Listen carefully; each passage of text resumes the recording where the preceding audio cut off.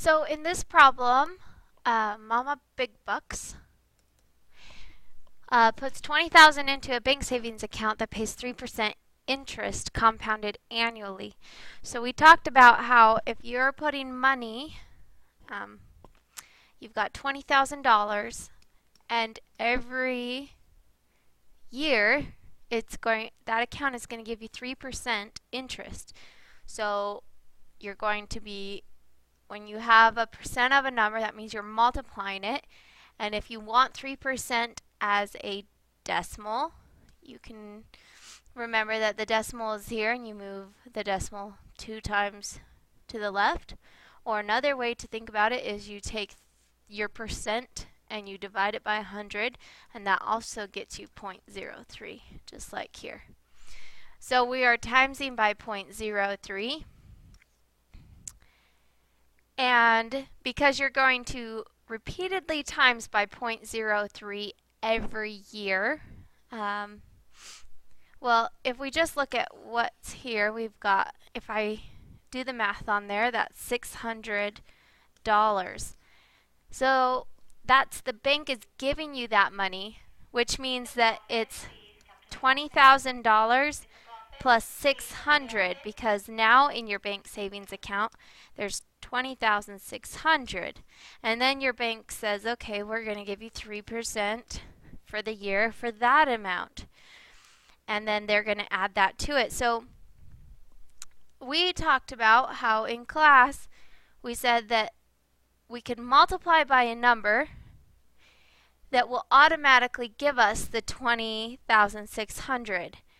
And if you want 3% of your number, but you want to keep what you had to begin with, then you're really doing, we want 100%, because we want to keep what we had to begin with, and we want 3% more. So what we really want is 103%. And if you change 103% to a decimal, then that's going to be 1.03. And so what we really want to do is we want to times this by 1.03, and that just gets us automatically to the 20,600. And so then you would take the 20,600 and multiply that by 1.03, or 103%. So 20,600 times that by 1.03, get that number, and then you'd repeatedly times this by 1.03. So if we want the equation where we have y equals 20,000, we're going to repeatedly multiply by 1.03, and repeated multiplication has an exponent, and this would be our equation. Well, there is a formula that goes along with what we just did. So we have this formula. If you weren't here the day we talked about this, you should write it in your notebook, where A is the total money that you get, P is the start amount of money, so start money, and R is the rate, also known as the percent, and T is time, or the number of years you're going to keep that money in an account, or you're going to have that loan for. So let me show you how this would work. Back up just a little bit. So if we're going to go and use that same problem that we just did, we're going to have, we've got P is the $20,000. So I'm using A equals P1 plus R to the T. So we have A equals 20,000, 1 plus our percent as a decimal is 0.03, and then T is the number of years, and we're not given a certain amount of years, so we just leave it as T. And if you notice, if you add 1 and 0.03, we truly end up with what we wrote right here. So we're going to use that on this problem. Nope, not that one. I'm going to get rid of some of the stuff I have on here. So we're going to use it for this problem. I know it may look the same, but because on this one, it's slightly different because this time she's buying a car and the money is depreciating, or not the money, but the value of the car is depreciating. So again, we have A equals 20,000. Because this time the 1 is the 100%, because this time we have 100% of our money, but it's going down by 3% each year. That means that this is 1, but we want to go down 3% each year. So this would be the equation. And you could check it. You could plug in a number for t. Say you had 5 years. If you're getting more money than what you started with or bought the car for, then something must have happened in your equation. So that would be incorrect. We're going to take a little break from this for just a minute and talk about knowing whether points in a table are linear, exponential, or neither. And the way we do that is we find what it's going by. 5 to 7 is going up 2, 7 to 11 up 4, 11 to 19 is up 8. Negative 4 to a positive 2 is up 6, 2 to 12, or 14 is 12, and then 14 to 38, if you don't know, you can do the bottom minus the top, so that would be 24. And then from here, we're going to check to see if the slope is staying constant. So I'm going to do 6 divided by 2, which is 3, 12 divided by 4, which is 3, and 24 divided by 8, which is 3. Since it's staying constant, a constant slope, constant rate of change, remember slope or rate of change is rise and run, and if you have something linear, it's going to stay constant. So this is linear. Whereas exponential, if you've got your exponential line, that rate of change, that rise and run, this is not constant. It's the slope or the rate of change is not staying the same. So this would not be constant rate of change. We're going to go back to what we were talking about, compounding our money, meaning that we're going to be repeatedly multiplying it by the percent each time. So that's an exponent. So we have A equals 22,000. The 1 stands for the 100% that we want to keep. And 3.5%. If you move the decimal twice to the left, that's 0.035. And then we need this for 6 years. So we'd put it to the 6th power. You'd enter that in your calculator. And I think this was something about 27,000 something. And so just within 6 years, this is 27,000, and I don't remember the rest.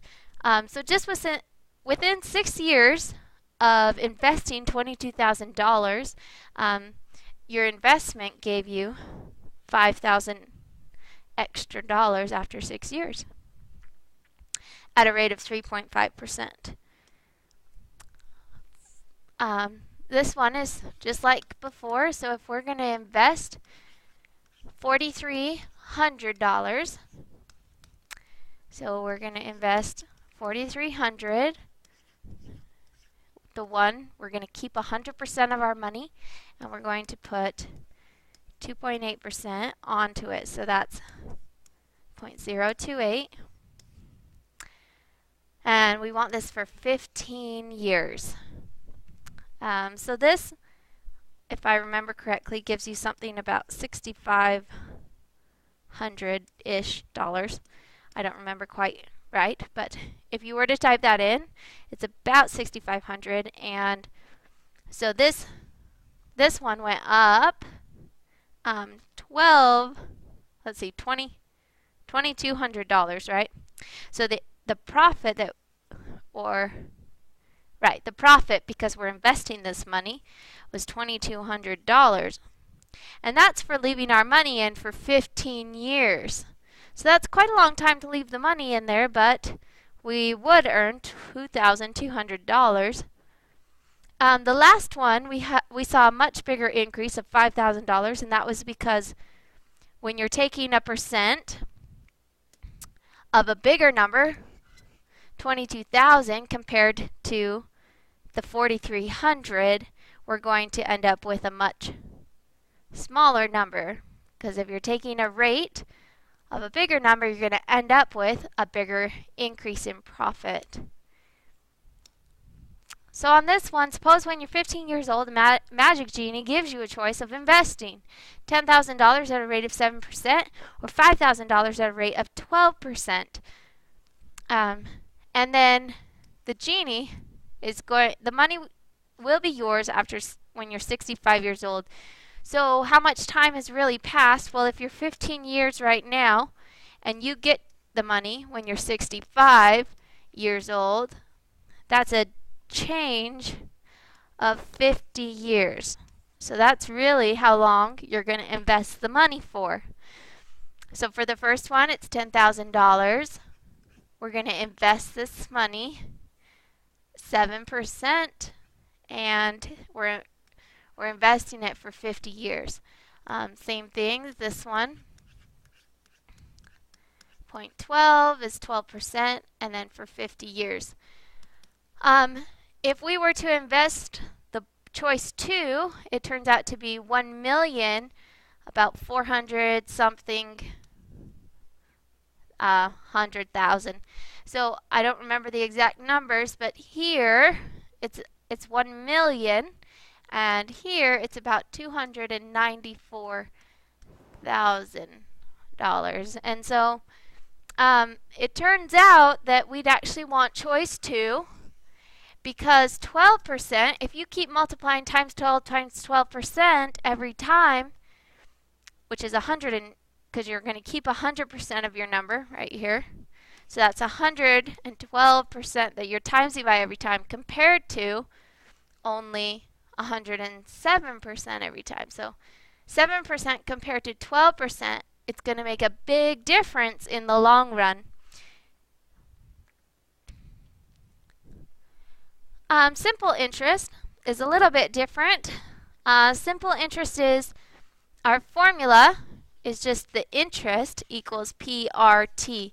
So the formula only gives us how much interest we have to pay for our amount. So in this case, the simple interest, if we want simple interest is where you just pay the interest on the original amount. You don't keep multiplying it over and over again. And so this one, PRT, there's no exponent there because this one's actually linear, because you're not going to repeat the multiplication. So on this one, P is 1,000. That's how much we're getting our loan for. And then R is 11%, which is 0.11. And then for 2 years, so you're going to times it by 2. And that actually gives us $220. And so that's the interest that we would owe. And if this was the amount the amount of your loan, and you put that together with the $2,200, what you really owe is $1,220. Now, if you were to compare that to compound interest, and we plug the numbers into here, so 1,001 plus 0.11 squared, we actually end up with $1,232.10. So there's not a huge difference right now, but that's only investing the money for 2 years. So had we kept going with our amount of money, the simple interest would have been a lot less over time. So simple interest is always going to be less